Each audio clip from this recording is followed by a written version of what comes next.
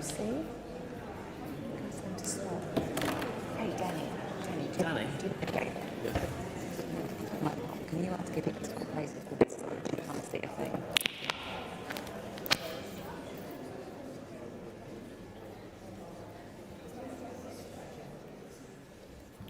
Thank you. Perfect, thank you. Good afternoon, St Mary's. How are we? Thank you very much for coming along. I'm Danny Pearson. I'm the Town Centre Manager, and absolutely over the moon that we are here at this event this evening. See what he says. It gets better, don't worry.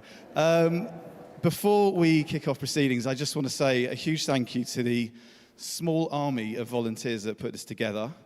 A couple of shouts out to the Visit Hitchin team, Hitchin Festival, the St Mary's team, the British Schools Museum, who are represented here as well, and NASA, of course. We have to thank them for loaning Dr Fox tonight for us.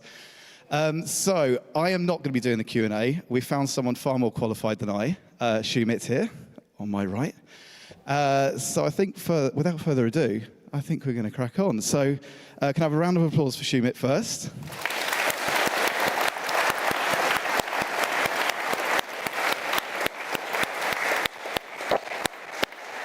And can I have a hometown welcome for our star, Dr Fox?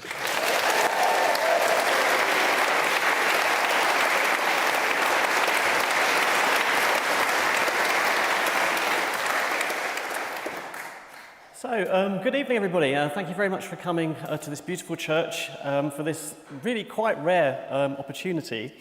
Just to say very briefly, I used to be the editor-in-chief of New Scientist. That's why I'm here. That's all you need to know about me. We've got an hour. We've got to get to the limits of the universe and back, so I'm not going to belabor that any longer. So we're going to go to the universe. We're going to get back here, but I wanted to start here. Yeah. So tell us whereabouts in Hitchin did you grow up? Because this is probably one of the few audiences who will understand the answer to the question. So I've lived in the two extremes in Hitchin. I was born and sort of grew up on the Letchworth, the furthest to Letchworth, and now we live in the furthest towards Luton. So that was the area.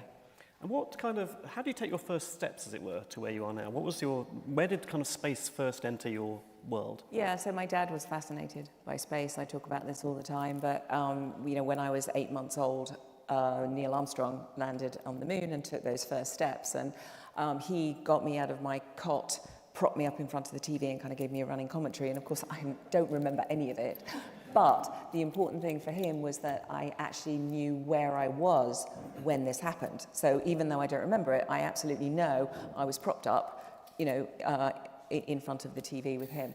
And so that was something that was very important to him. But then later, even just a few years later, I do remember him carrying me out of the car in the evening and pointing up at the moon and saying, just imagine there are men up there right now, because it was obviously during one of the Apollo missions. And just his fascination of everything NASA. So he would often say, God, it must be amazing to work for NASA. And, that was kind of where I got the bug for being interested in space. And then what happened when you went to school? I mean, did your school nurture that in you? Or was it kind of receptive to the idea that you wanted to be a scientist, that you wanted to work in space? I don't think I knew I wanted to be a scientist at the time. I mean, I think everyone thinks, I popped out of the womb and said, I'm going to be the head of science for NASA. I absolutely didn't. I just loved science, and so I was fascinated by science. I loved nature. I liked, the idea that something happens and you get a result, and so just sort of the general science. So I just always enjoyed science, and I really liked maths, and that was kind of with me all the time. My lovely mum gave me really good advice, which was do well in all subjects, and then you can choose. Don't give up the ones that you don't like, actually sort of keep them all up. And so I did. I went to St Francis in Letchworth, and I think for me going to an all-girls school was a very important thing, because I didn't ever hear boys do these subjects and girls do the other. All subjects were taught. We were expected to take all the subjects. It was fine. I loved physics. Physics was definitely my favorite. And so then, for me, then the natural thing was to go to university. and to do physics. So that's kind of where it came from. I will say I had a wonderful physics teacher at St. Francis, a wonderful maths teacher as well. And I always think if people have been pivotal in your life, you should name them. So Mrs. Devereaux, Mrs. Lazzarini, if anyone knows them, they were fantastic. Mrs. Lazzarini sadly died last year, but I've kept in touch with them, and they were, just really amazing. So. Was there something specific about physics that, if you had different teachers, say, do you think you'd have picked a different subject, or was it physics that kind of called to you? So I liked all of the sciences, but biology, I never liked the smell of the biology lab. It all smelled really bad. And I passed out when we did dissections. To the point that they would tell me to stay home, and I would come in later and just get biology was just a bit too for me. Though I do love biophysics and chemistry. And my best friend from school, she would not be embarrassed because she's heard me tell the story all the time. But she was just the most accident-prone person, and she would leave the fume cupboard open during while we were making hydrogen sulfide, which smells like a stink bomb. And we had a vaulted ceiling in the chemistry lab, and so it would just go up and stay there. She would also, she would spill concentrated acid. It was just, whatever happened, it would say, when you see instructions and it would say heat gently, and she would whack it in the flame, and it would just, these things would explode. And then she said, I'm going to go and do chemistry. And I thought, well, that's very dangerous. So physics was much, much safer. So, yeah. And you went to Imperial to do physics? I did, yeah. So did I, as it happens. So I think you must have been there about a year or so before me, or thereabouts. And when I went, the gender balance was not great. No, it was about 83% male when I was there. So on our physics was a little bit better than some of the other courses, and obviously Imperial is just science and engineering, and so there isn't the other side of the subject. So I think we had about 35 girls out of about 240. When I went and did my master's, there were 4 girls out of 280. Was that challenging in any way? I think the bigger thing I found difficult when I went to Imperial was I was used to a very small class where you got very, very dedicated teachers that really took interest in you, and then suddenly I was sitting in this lecture hall of 240 people, and I was just like a head floating in this sea of undergrads. And I was too scared to kind of ask questions. I definitely had imposter syndrome at the time, and still have it a little bit now. But I was worried that if I asked questions, people would think I was stupid, because you go to school, there's a lot of egos in these colleges. And so everyone was like, oh yeah, that's so easy. Quantum mechanics, yeah, I did it last night. And I'd be like, I don't know what the hell they're talking about. So it was, I didn't ask questions. And so I came a little bit more insular. I went through my first degree, and then I thought, oh, maybe I'm not cut out to be a scientist. And so I went and did engineering at the University of Surrey. And but quickly realized, I have to ask the questions, I have to be the one, because then you realize, if any of you are sitting here that think, I hate putting my hand up and ask questions, ask the question, because probably 80% of the people in the room have the same question. And now you look like the smart one. You also look like you're interested in the class, so always ask the questions. But I think my personality just changed back there, and I also figured out that you can't study on your own when you're doing these really big courses. You really need to have study buddies, and you need to have your team. And so that was sort of,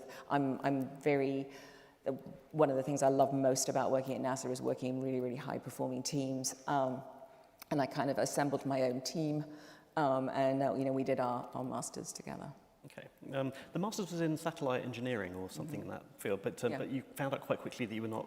I seem to remember that you were told you couldn't be an engineer because. Yeah. So the downside of being the one that always asked the questions is they would then tell me, you asked the wrong type of questions. Oh, God, I spent 3 years not asking the questions. Now I'm asking the wrong ones. And so they said, you think about things like a scientist. You think you always want to know why and not how. And so if somebody would say, plug this in and take a reading, and my first thing was like, oh, why? What are we measuring? And they're like, just take the reading. It's about the machine that you're using. And so, I would frequently be told, you really do think like a scientist. And so that's why I went back and did science instead of staying in engineering. And you went back to doing a PhD. You never thought about going into industry or just changing career or anything else? I will say I had always wanted to do a PhD, even when I was still at school. The idea of researching something and having a result that's yours, that you become the expert in something, was something I really wanted to do. So even still at St. Francis, I wanted to do a PhD in physics.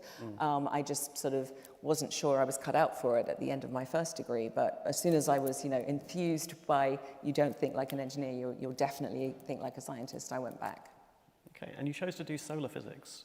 Yeah, I actually studied the aurora. I'm a solar physicist now, but I studied the northern lights. So I started in sort of that region, and then when I first went to NASA as a postdoc, I studied sort of the things that that power the aurora, and then I went from there to the radiation belts, and then to the sun, and then to the outer edge of the solar system. So I've covered all areas of heliophysics. Okay. So my next question that I had written down, I don't actually need to ask because somebody asked it for me. So I want to ask Nell from the 7th Hitchin Scouts, if you can ask your question, please. Was it hard to become head of science at NASA? Was it hard to become the head of science at NASA? So let's break this down into how you got into NASA. That's a really good question. But by the way, well done. Well done for asking a question. Should we start with how you got into NASA in the first place? So, yes, it was hard, but I've loved every step of the way, is the answer to your question. I got to NASA, not even whilst I was doing my PhD at Imperial, I didn't even think that it was remotely possible for a British person to work for NASA. And I was at a conference in Alaska, and I was presenting my work, and I was talking very excitedly about what I was doing. And a scientist was standing, sort of a senior scientist, standing there listening, and he came over and said, "Would you be interested in applying for a postdoc at NASA?" There's those moments in your life where it is possible to be ultimately cool, and then you fail. Yeah. Because I was like, oh my God, that would be amazing. So he sent me all the material, and it was a pretty gnarly application, I'm not gonna lie, but I was lucky to be selected, and so that's how I started at NASA. And I was gonna go over for 2 years and do this postdoc, and then I had actually a job offer of a second postdoc at the University of Leicester, and I was supposed to work on a mission called Cluster. And in the first time that they launched Cluster mission, the rocket exploded, and I sort of went, oh, there's my job going all over the sky. And so I stayed in the US, and I got a job at the Johns Hopkins Applied Physics Lab. I was there about just under 20 years, and then I moved to NASA headquarters in 2018, first of all, as the head of heliophysics. So heliophysics is a word, I didn't make it up. It means the study of the sun and everything the sun touches. And I did that for a couple of years, and then applied. It was a pretty big interview I had to do, by the way. They asked me a lot of very hard questions, and I was selected. So that's how I became the head of science at NASA. So you weren't put off by the cluster launch failure. You kind of, you didn't sort of see that and think, well, that's going to be my future if I carry on working for NASA or wherever. I probably should have done, shouldn't I? But no, I didn't. I mean, disclosure, I did actually. So one of my prospective PhDs was on Cassini-Huygens. Yes. And the reason I didn't do it was because I couldn't face the thought of spending 7 years working on it, and then maybe it would blow up, maybe it would never get there, maybe it would just drift off into space. That's all part of the excitement. and you mean... It is when you have 140 missions to look after. That's true, and I love each one of them. But no, I mean, I actually get the most exciting part of the mission for me is actually designing and building it. Mm-hmm. So, we have phases as we go through the mission at different sort of different levels of maturity, and I really love the getting it to the launch pad. I'm interested in the science that it does, but the actual working in the team that's getting the spacecraft ready to launch, for me, is the most exciting part. Can you talk us through, I mean, so you worked on Polar was your first mission, and then the Van Allen probes, and then Parker, which we can talk about in a minute. Can you just talk us through what the stages are of developing a mission? So you have a whole universe to explore for a start. Yes. How do you choose what you're going to start looking at, and how do you then start to develop a mission that will fulfill those scientific objectives? So we have something that we call them the decadal surveys. So basically every 10 years, experts in certain fields, so it could be planetary science, it could be astrophysics, they come together. There's a very big community activity, and they write recommendations for NASA of like, these are the really cool science topics that you should prioritize in the next decade. So we use that as kind of our anchor. But we also accept proposals from the community at given times. You know, we might say, well, we're going to do a mission that is like the cost cap is 250 million, and then send your best ideas in, and then we choose the best ones. We always choose based on the best science. And do you get lobbied? And you must get people trying to bend your ear about their particular pet project and so on. Yes, all the time. I mean, how do you trade off, you know, say a mission to Europa, or the frozen moon of Jupiter, versus something that's going to look at black holes? I mean, they're very different subjects. They are, and so we have 5 divisions in NASA science, and you know, we try and keep them pretty balanced on exciting things going in each one of them. So a black hole mission would never compete with a Mars mission, but a Mars mission will compete with all of the other planets. And so, you know, that's just the way the science is organized. It's like the grudge match. Mars versus everything else. Actually, a planetary scientist will probably tell you it is Mars versus everything else, but anyway. Okay. Yeah. So your first mission that you ran from beginning to end was the Parker Solar Probe, is that right? Yeah. Can you just talk us through, so when did you come into that? How did it kind of... Yeah, so actually Van Allen probes is the first one I did from the and that was the one I did from the very beginning. I was there in the room when we were discussing what a mission to the radiation belts would look like. And incidentally, it was the day, it was actually 9/11. So we stood and watched the towers fall. And that was how our team was sort of smashed together, because when you've gone through that kind of trauma, you stay together as a team. And so we were, you know, super tight-knit team. But, you know, you start with what are the big science questions you want to answer, and then from there... Probably explain what the radiation belts are for some of us. Oh, sorry. So the radiation belts, okay. So there's basically, it's like a donut-shaped region that surrounds the Earth. It's around the equator. I mean, it's in space, but it's around the equator. So it's kind of like a belt wrapping around, and it's very high intense radiation. So if you send spacecraft there, they have to be really, really tough. Otherwise, they'll get fried by the radiation. So that was a big challenge with that particular mission. So Van Allen is the scientist who discovered the radiation belts around the Earth. Incidentally, he discovered them because they thought that the instrument was not working correctly. And so this was on Explorer 1, so it was the first science mission that was ever launched. And they thought they were going to find space was quite quiet. And when they went through this particular region, they got a big spike. And it was a very simple instrument, a bit like a Geiger counter that you might have at school. And they got this big spike. And he actually famously told his engineers, you need to figure this out and get rid of that spike. And that was how he discovered the radiation belts. It's part of the great scientific tradition of discovering things by mistake, right? Yes, yeah. I mean, you do. The most exciting discoveries are the things you don't expect to That find. probe, actually, the Van Allen probes, they made a discovery on purpose, right? I mean, Oh, yes. The transient... Yes. Yeah, so there were 2 of them, and they kind of followed one another through the radiation belts. Sadly, it has stopped working now, and one of them's actually re-entered. But so that was my first one from literally sitting with a team with a blank piece of paper and going, okay, what do we want to do? With Parker Solar Probe, it's a little bit different. That mission was first kind of proposed or first thought of in 1958, and that was when a then young scientist the way he would say it to me was, I just solved a few equations, but he predicted that the corona that you see during a total solar eclipse would get super heated and very energetic and would be able to pull away from the sun, and this would radiate out in all directions, and he called it the solar wind.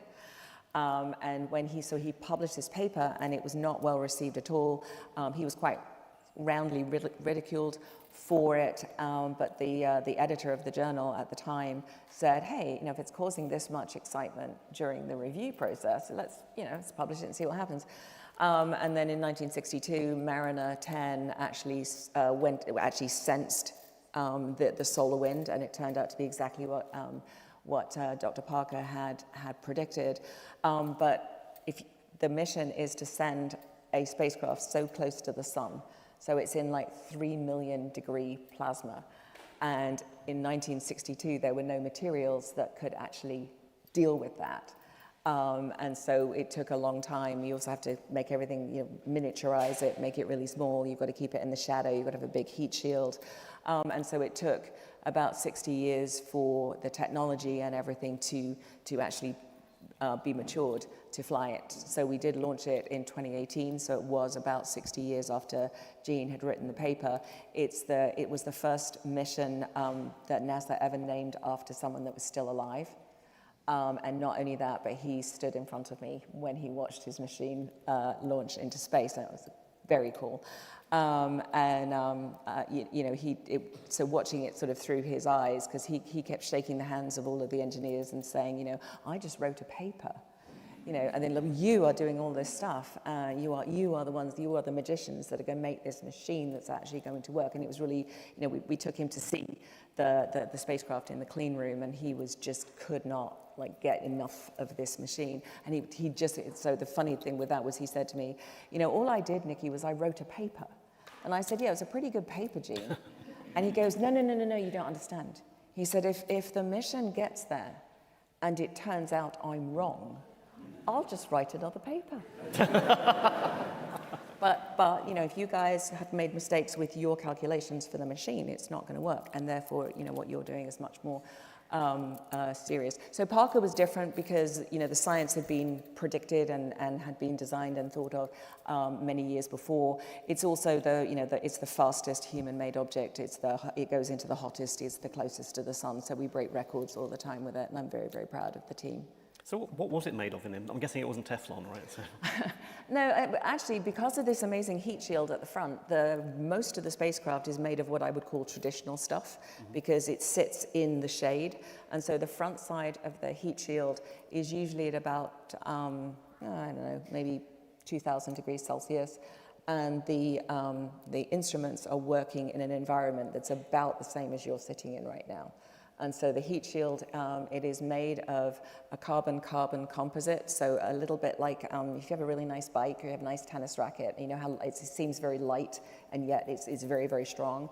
And so it's very like that kind of composite material. And there's two sheets, and then the center is a foam that is also carbon-carbon, and it's got the texture of kind of florist foam. You stick the flowers in. And then the front is plasma sprayed with an alumina coating, and it is, very, very, very, very interesting. They created the material for this particular mission. And it actually reflects even though it's 3 million degree plasma, it's not very dense, and so you're sitting, like the weather's outside, it's 90 degrees or something, but you can still walk freely in it because the air is not very dense. And so it's only when you touch something that's solid that you actually make a connection, and you'll be like, oh, that's really hot. But you can, walk around in an 84 degree day. So that's what the spacecraft is flying through. So it doesn't get hot so much from the air around it or the atmosphere around it. It gets hot because it's so close to the sun.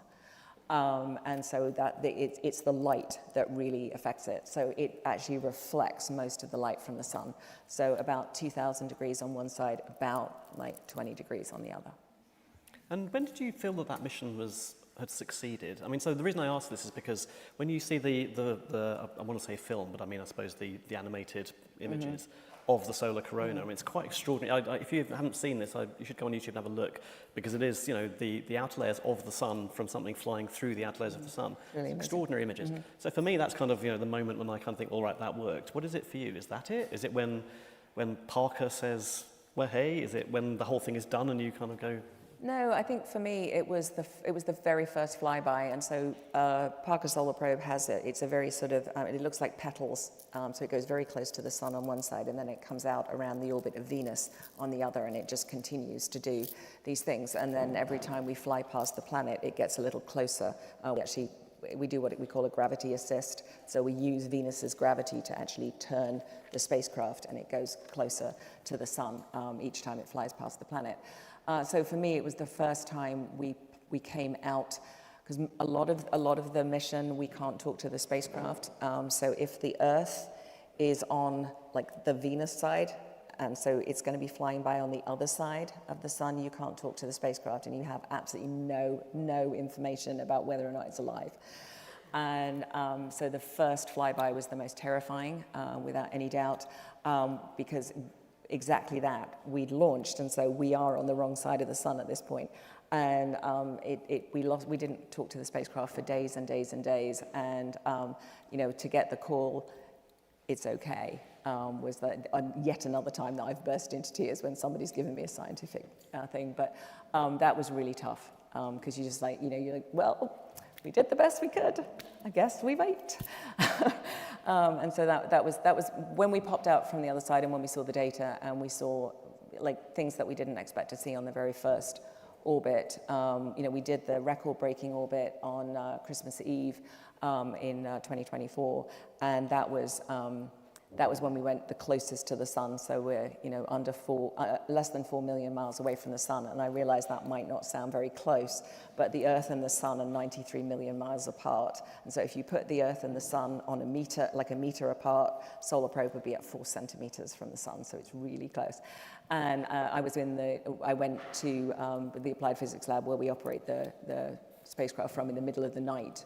And we all stood there and waited to see this. We just needed a tiny ping, and then we knew that the spacecraft had survived. So, but I mean, amazing, groundbreaking science, incredible papers that we see from it. But I think for me, it's I like to know when it's safe. The project manager actually sends me he's done it since the first orbit, and I think we've done like 29 now. He'll send me a green heart by text, and that means it's all good. Okay. My next question, again, somebody else has helpfully asked it. So Alice from 7th Hitchin. What's your involvement with designing rockets and shuttles? Rockets and shuttles. So you will be delighted to know I don't have to design either of those, because it probably wouldn't work. But I don't design rockets. I don't design the hardware, and they don't let me touch the hardware either, by the way. I design the science, and I figure out like what measurements we need to make, and therefore what the right instruments are. You know, if you think about if you're going on a holiday and you decide what you're going to pack in your suitcase, that's what we have to do with a mission beforehand. We have to decide, okay, what things does this spacecraft need to take into space so it can send back the information that we want. So that's what I do. I work with people that designed the gigantic moon rocket, however, and I can tell you that is an army of people it takes to design that rocket.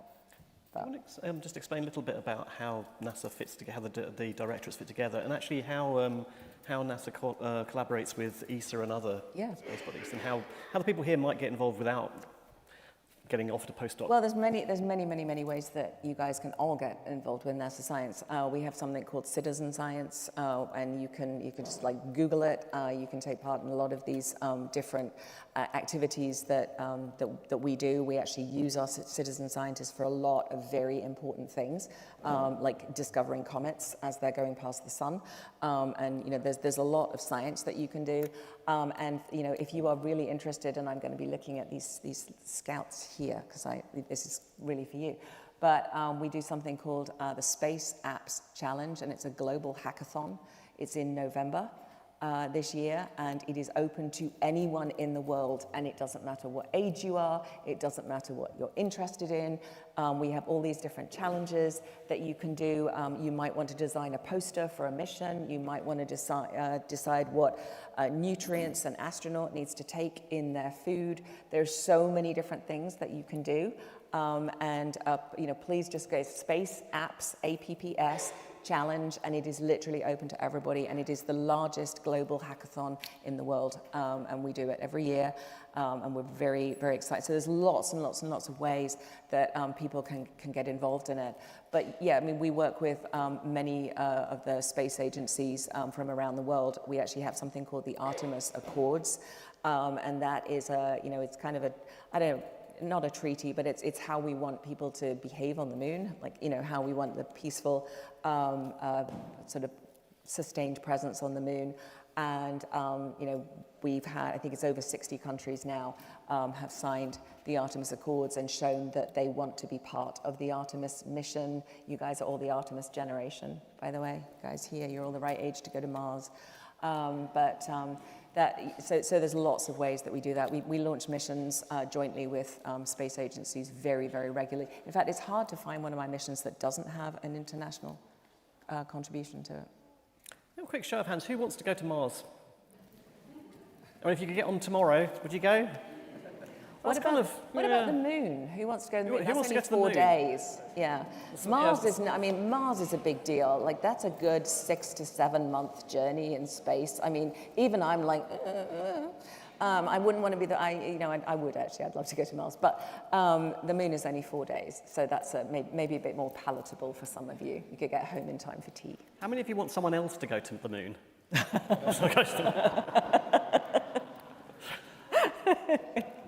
So we talked a little bit about the Science Directorate, and there is other directorates that do other things at NASA that build the hardware and so on. But you mentioned earlier the divisions that the Science Directorates. Can you just repeat those and just explain a little bit about what they do? Yes. So the agency is organised. We have a human space flight group. We have a group that does aeronautics, so a lot of the planes, because I don't know if you know, the first A in NASA is actually aeronautics, so we fly planes, we design supersonic planes. In fact, we just debuted the X-59 the end of last year, and that is a supersonic plane, and it doesn't have a supersonic boom. So it is a totally quiet supersonic plane. And so we mature this kind of technology as well. And so that's exciting. And then we obviously a lot of technology as well. And then in the Science Mission Directorate, we have 5 different kind of groups. So we have planetary science, which is obviously the study of all of the major planets and moons and comets and asteroids, so all the small bodies, but everything that's in the solar system. We have astrophysics that looks at everything beyond the solar system. We have heliophysics, which of course is the best one. We have heliophysics that studies the sun. That's something called space weather. So when you see aurora, sometimes your GPS isn't as accurate because the sun has had a very interesting day. It's very inconvenient for others. We have Earth science. And so that's looking at the most important planet, which is our home, and looking at things like the quality of the water, the health of the atmosphere, and then we have biological and physical sciences, and they do a lot of the research on the International Space Station. So things that you need to be in microgravity or close to weightlessness to be able to do, they do all of that, but also medical research and growing plants on the moon and various things like that. They also have the quantum research there. So we have something up on the ISS that's called the Cold Atom Lab. And it actually, you can go down to temperatures so low that you can suspend an atom. And then we can sort of create like strings of atoms and they will be suspended and you can actually sort of study them. Thank you. Okay, so this is a 15-minute warning. We'll be taking questions in about 15 minutes, so do think up what you want to ask Dr. Fox. You're not going to get this opportunity many times, so don't be shy. There are no stupid questions, we've already talked about that. But there are stupid answers. I can deal with those ones. What I wanted to do was to go through your divisions and ask you for each of them in turn. We've done heliophysics, so we'll talk about that later, but we've done that already.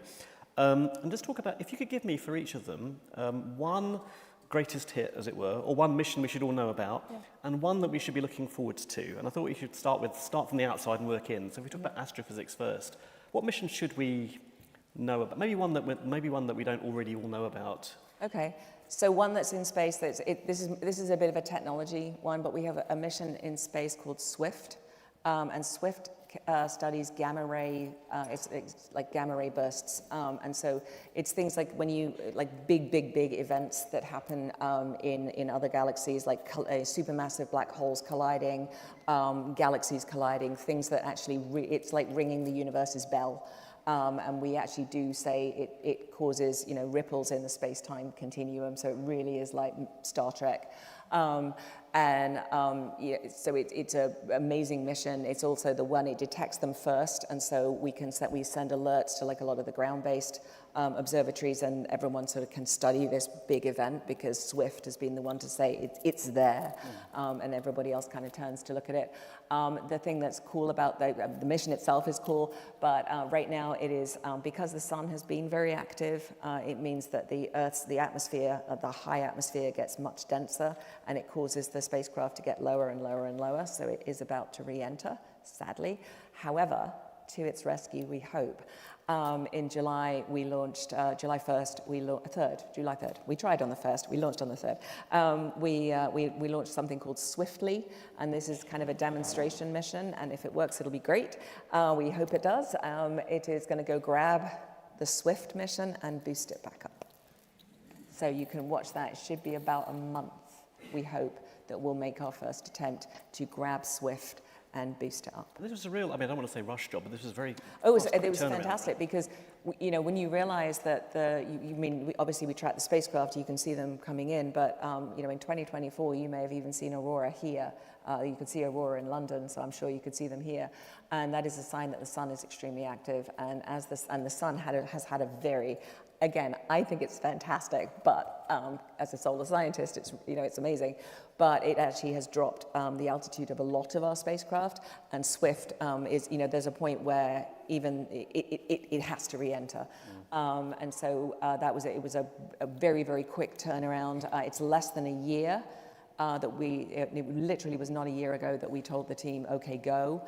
And they're a new space company, very young group of very, very talented engineers that are working right now to get Swiftly in the right place. That's going to move a little bit and obviously get lined up, but to go and so Swiftly is a perfect name for the mission because they really have done this incredible team effort to get It's not really apples for apples, but compared with 60 years for the Parker Space Probe, it gives you an idea. Indeed, yes. It has one goal: grab, move. Yeah, it's a little bit easier. Yeah. And what should we be looking beyond that? It's quite short term. What should we be looking forward to in your astrophysics division? So August 30th is when our launch opens for the Nancy Grace Roman Space Telescope. So that is the next big astrophysics observatory.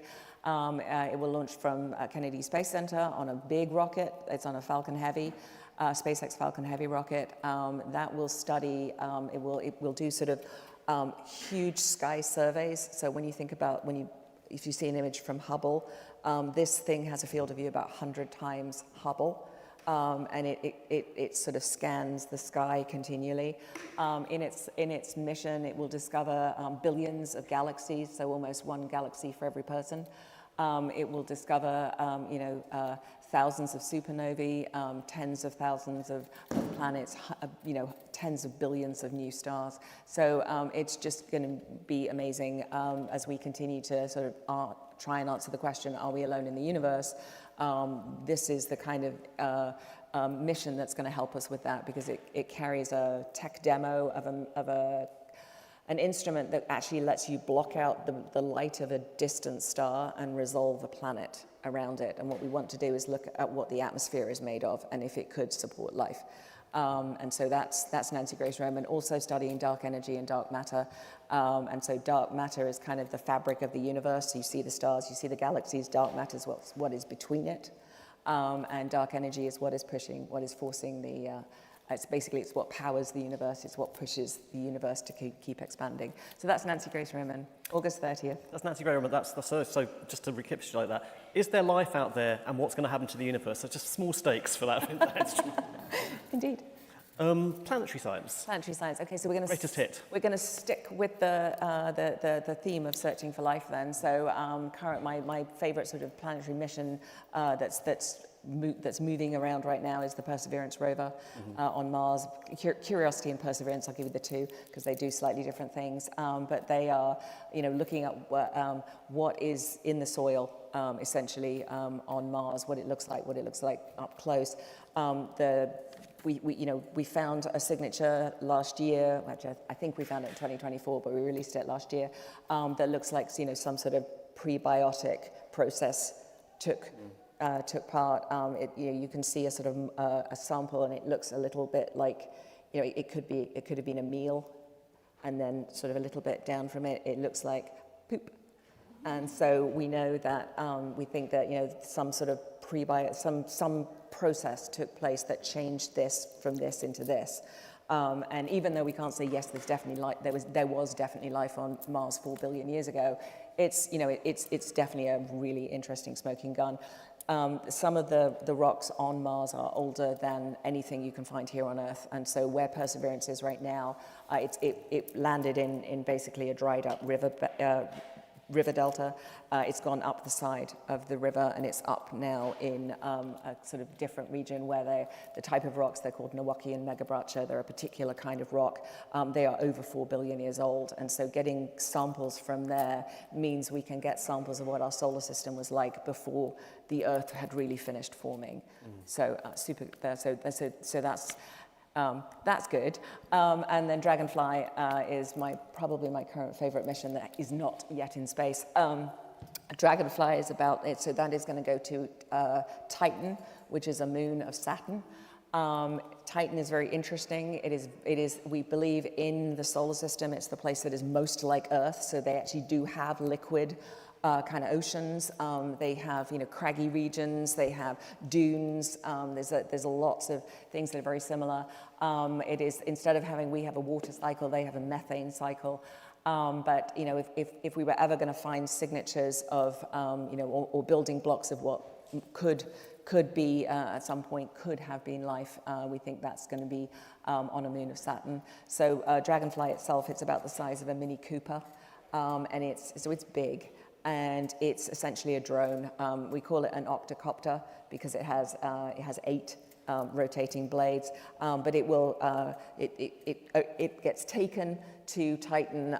It will sort of get lowered. The blades will start, and then it will go straight into flight. That's the plan.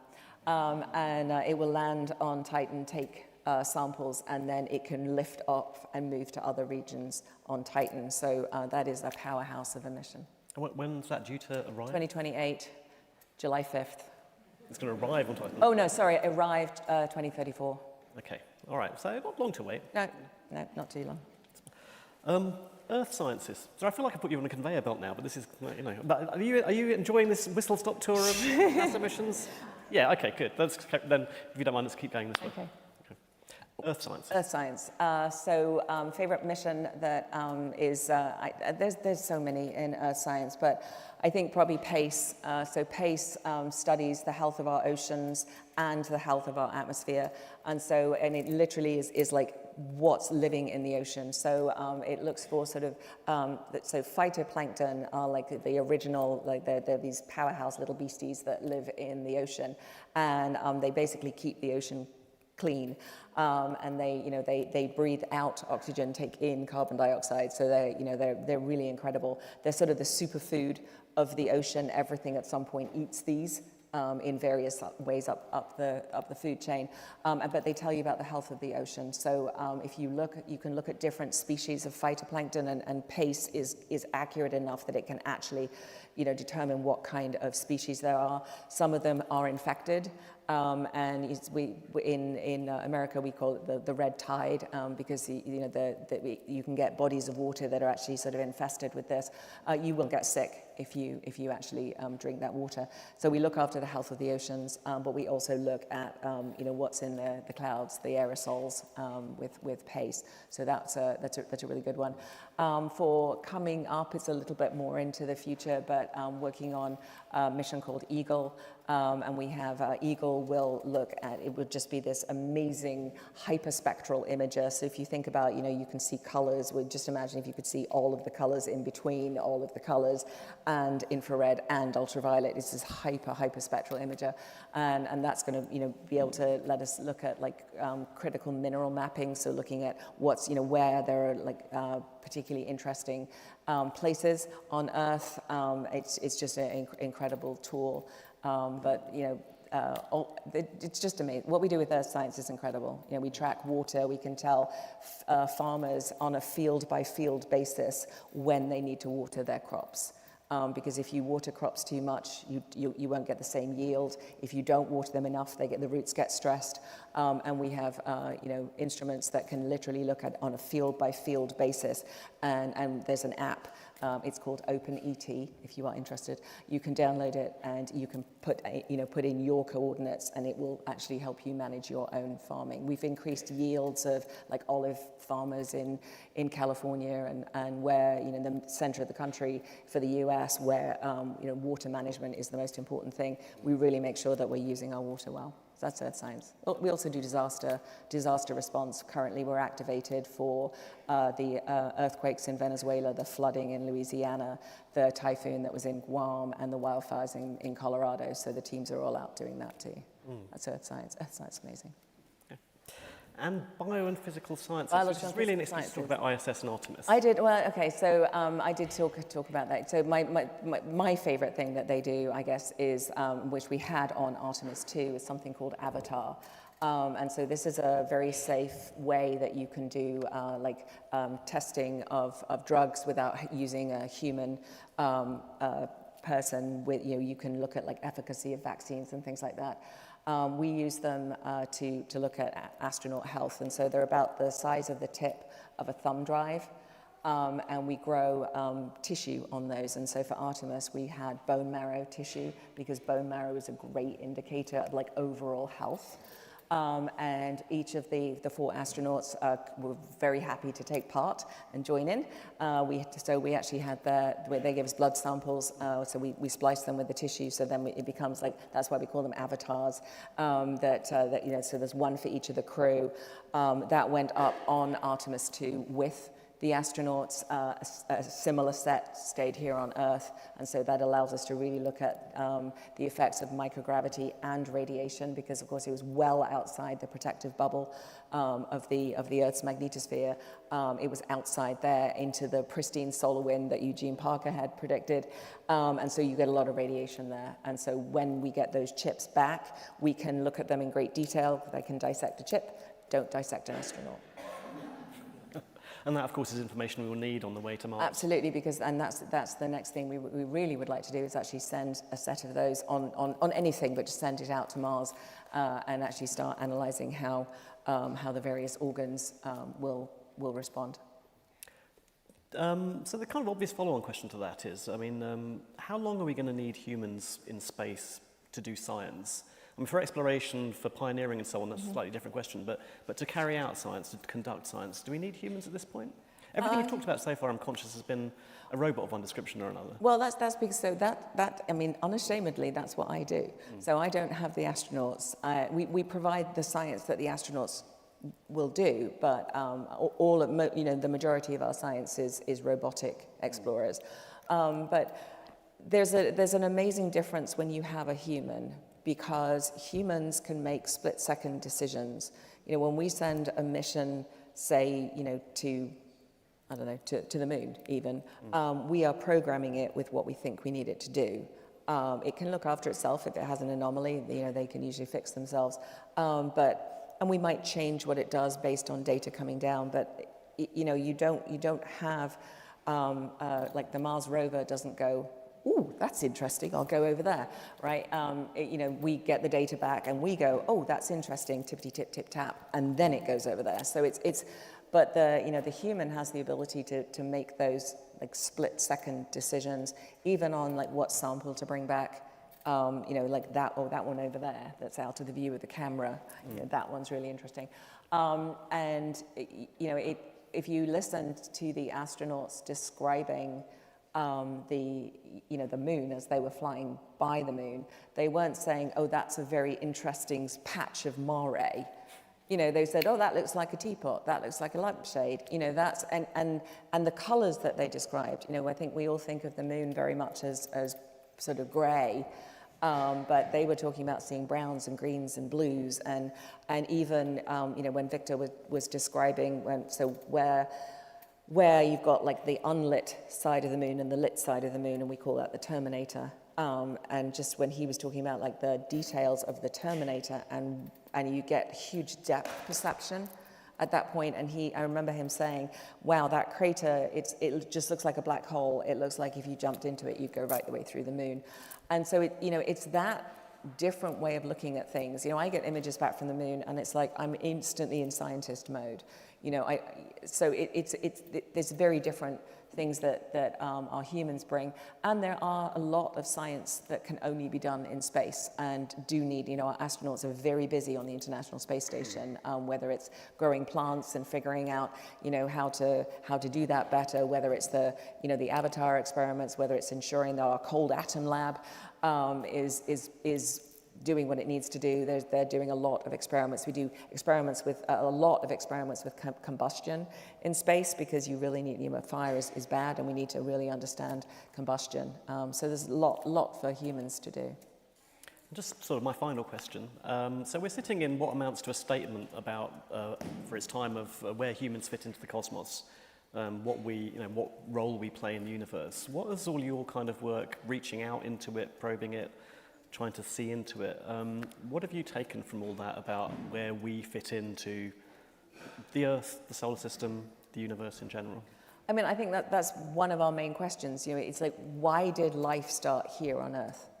So we go out to other places. We had a mission that returned samples in 2024 from an ancient, 2023. From an ancient asteroid called Bennu. And the amazing mission OSIRIS-REx scooped it up, and then we sent the capsule back. When we've looked and analyzed that sample, it's got almost all of the building blocks of life. So there's lots of like RNA, there's lots of signatures that would be in DNA, there's the bases that we would need, and there's even a saline atmosphere that was there. We know life didn't exist on this asteroid, but it predates even the Earth being the Earth that we recognize. And so why didn't life start there? Like, why did life start here? It's almost like you make the decision, you either turn left or right, and the Earth turned one way and everything else turned the other. We don't know. We think if maybe there was some life on Mars in the early solar system. Titan, we think that that's going to have signatures and building blocks of life. But again, what happened here on Earth that caused that spark to happen and life to form? So that's something that we want to answer. So we do a lot of research in our own solar system. But I think the idea that and are we alone in the universe is one of our main questions that we want to answer. So we build missions to go and look for habitable planets that are in the right, we call it the Goldilocks region, but the right location compared to the sun.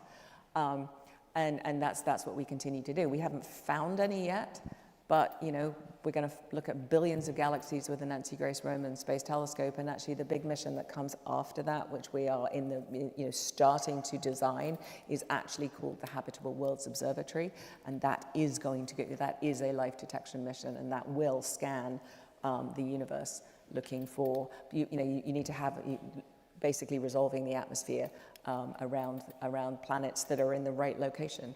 And you need a star that's not too, like we have an average star. I always hate it when people say the sun is an average star, because it's a very unique star, because it's the only one we know that actually sustains life right now. But it's if you sort of charted the different categories of stars, we are kind of in the middle. If you go to anything that's too active, you would just sterilize the neighborhood, like immediately. Every time it had a big flare, like we have on our sun all the time, it would just sterilize all the neighboring planets. So, there are criteria that we're looking for in order to be able to try and say there could be life there. Now, how on earth we would ever get a mission that would actually go visit it, I don't know, but I will be long gone and it'll be your problem, so. So we go out there to find out why we're here. Okay, thank you. That's actually one of our things. We explore the universe to understand home. Yeah. Lovely. Questions? I have a couple here that I am duty-bound to ask. Well, I have one here, because there are a couple of grown-ups who sneaked in on the Schools and Scouts one, so we'll see about those. Questions? Hands, please. One at the back there. Let's take, can we take a couple at a time? So if we can have, sorry, I can't quite see you, but there, and then there's one further back as well. Dr. Fox, simply inspiring. I'm going to ask this question on behalf of my nephew, who's going into his second year of aeronautic engineering, and he has a dream similar to you. If you could say something to yourself at that time in your life to get to where you are now, what would that be? If I could tell myself something then, I would probably ask the question would be the big one. But I think there's the feeling that you are good enough. I think that we put a lot of pressure on ourselves as a society, and we always want to do better. And when you have a slip and you immediately think, oh my God, that's because I'm not good enough. And I think if I could go back and talk to my second year undergraduate self, I would definitely say, for God's sake, stop sitting there and actually ask the question. But I think just the stop beating yourself up, you're actually okay. Thank you. What's your favourite planet? Oh, my favorite planet. My favorite planet is Earth, and I realize you're all going to go, ooh. But Earth is amazing, and it is our home, and it is the only planet that we know has life and has seasons and has all these big changes. But if I was not going to say Earth, then it is definitely Mars. And the reason is because I know it so well. Because I'm very spoiled. I get to see all the images before anyone else does, and I love my images from Mars. And so whenever we get, I call them postcards from Percy. Whenever Perseverance sends images back, it's like getting a postcard. And I love to look at Mars to the point that I actually dream. So people say when you are truly bilingual, you dream in the other language. I dream about Mars. Thanks so much. Fellow female physicist to fellow female physicist. My physics is lasers, and yours seems to have much longer timescales, patience and anticipation. I wonder what you're most anticipating and excited about at the moment. I'm probably unashamedly, honestly, Dragonfly, getting to Titan. We've flown some drones over, I can't remember which desert we were in. I'm looking at Catherine in the hope that she's going to Google it and remind me. But we took some drones and flew it over, this particular region. I want to say Namibia, but I don't think that's right.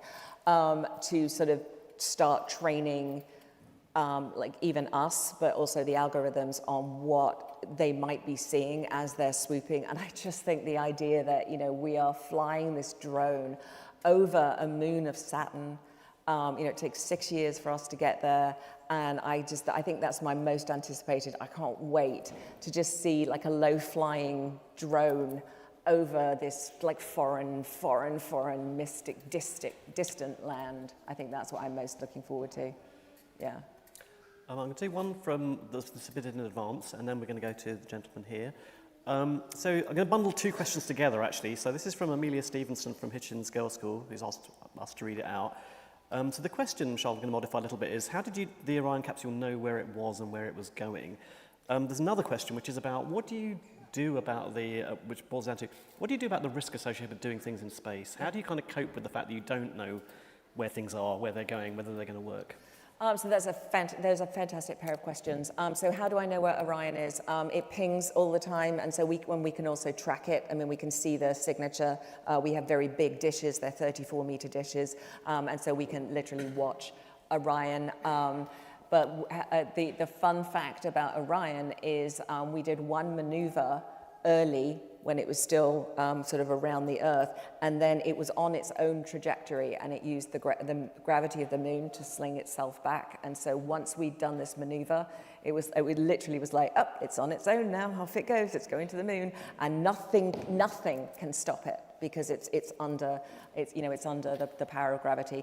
So that's how we know where Orion is. We track it and we track all of our spacecraft. We get pings that come back from all of our spacecraft. Fun fact, you didn't ask me the Helio question, so I didn't get to talk about Voyager, which is favorite boy. Anyway, my favorite probe. Voyager. So later this year, in November, the Voyager 1 spacecraft, which has, flew past all the major planets and has actually left the protective bubble of the solar system, so it's out in interstellar space. It will be one light day away from Earth. So that literally means if I want to talk to Voyager, I send a command. It takes a day to reach Voyager.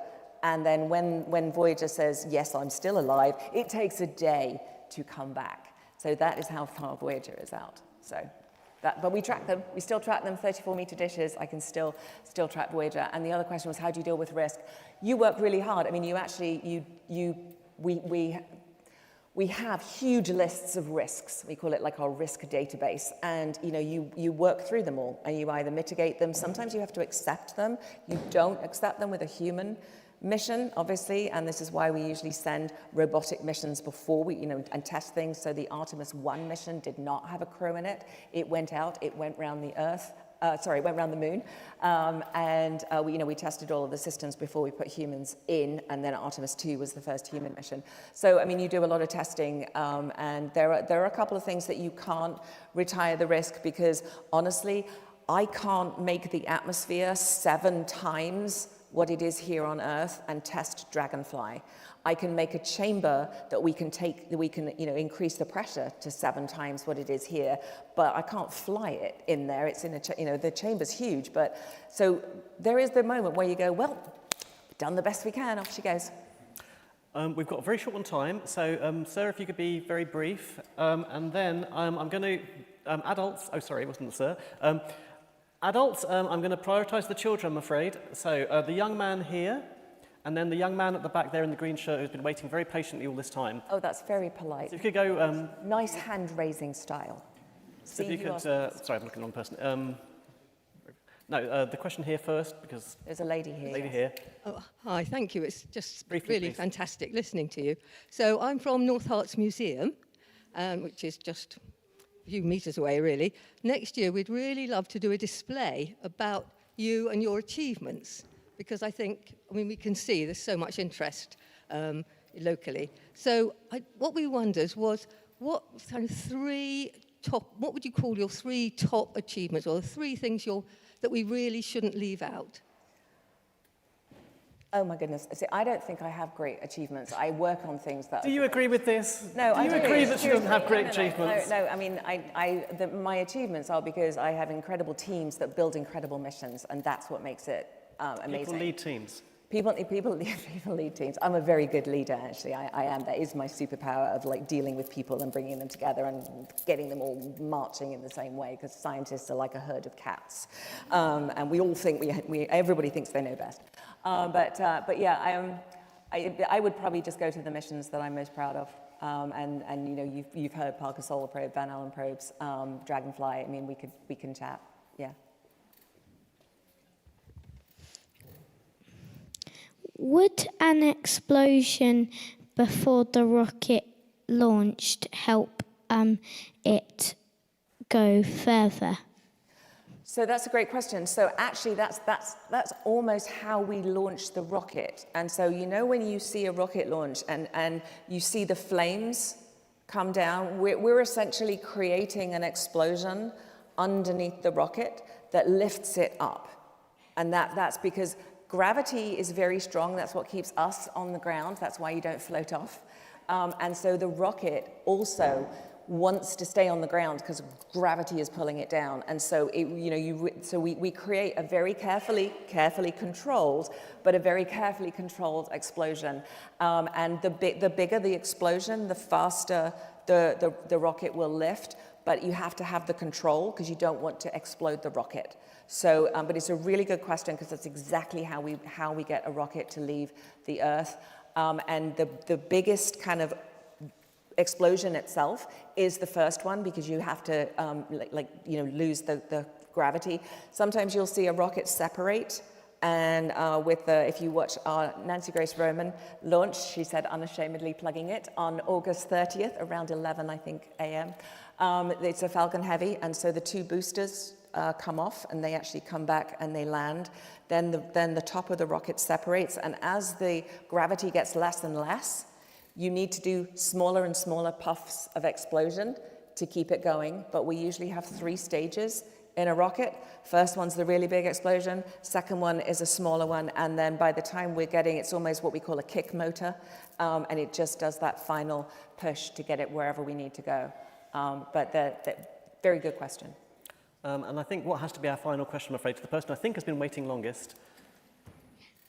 What year did you start working for NASA? Oh, what a good question. So there's two answers to that. So the very first time I started working for NASA, when I got my postdoc, was 1995, which I know, and by the way, yes, I'm old, yes. And then I went off and did a few other things at the Applied Physics Lab, and then I came back in 2018. So Parker's Solar Probe lifted up, and I went to headquarters. So 2018 is really when I really started. Good question. And was it worth it? Yes, I would. Oh, seriously, I can actually prove this, but I do have the best job on and off the planet. And on that note, so we're out of time, I'm afraid. I'm sorry if we didn't get to your question, but there's only so much time in the universe. Please join me in thanking Dr. Fox.